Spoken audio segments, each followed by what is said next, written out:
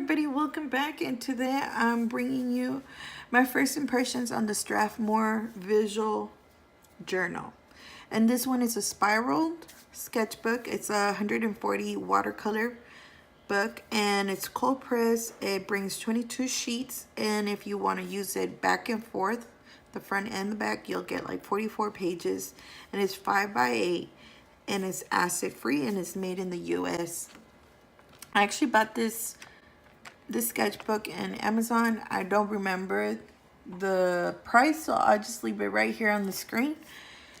So let's get started. Right here, it actually brings more information, basically telling you what it's made for. And you could still use colored pencils and charcoal and stuff like that. It'd still be good, but it's not really what it's made for. It's more for watercolors and watercolor pencils. And this part, you could rip it off and just use the chipboard that they give you for the cover, which is this, and it comes in the front and in the back. This image, and I wanted to see how it handles the water, because I tend to load my papers a lot with water, and I want to see if it buckles, it curls up, or it bends. That's what I want to see.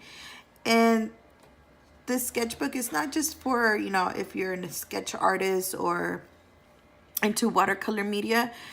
If you're a crafter, you could definitely use this type of paper. And if you're a colorist and for some reason you have a creative space coloring book, you could transfer that image into one of these watercolor pages and use, watercolors if you've been wanting to use your Inktense for that as well. So I'm going to be using, I'll be using mixtures of Crayola Super Tips, my Albert Durs, and my Winsor & Newton Cotman watercolors. So let's get started. Before we start, I wanted to tell you guys that the light changes a lot in my video because it did take me a long time to record this video. So I was doing it bits and parts of it. So I want you guys to keep in mind that the vibrancy of the pigments will not show like that on video, like it would be in person. So I would leave a link down below of my Instagram where you guys could check out the actual illustration of how it looks. So let's get started.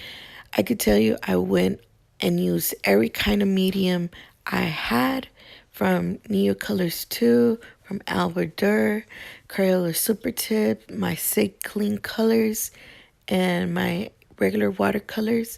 And let's start off with my regular watercolors.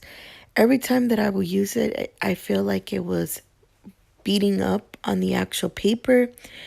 What I mean by that is that whenever you mix your watercolors on a mixing palette, especially on a plastic one, it starts beating up.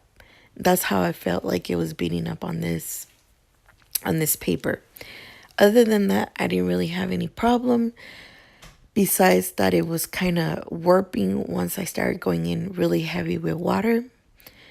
And that was the point. I wanted to see if it actually, did that, and it really did do that. It started warping up. Not as bad as other papers like the Canson extra large watercolor paper. That one would tear up so bad. But this one, it didn't. It actually hold up pretty good. That's why I really like it. And the paper is not an actual white. It's like an off-white cream. It's a cream color. It's not white. So every kind of medium that I used, it performed so beautifully. I wish you guys could really see the true intensity of the pigments on this paper. Okay, so now I'm just going to let you guys enjoy the video. So if you guys like this video, make sure you guys like, share, and subscribe. And if you do subscribe, make sure you click that little bell for notifications so you guys get notified whenever I do upload new videos. See you until next time. Bye.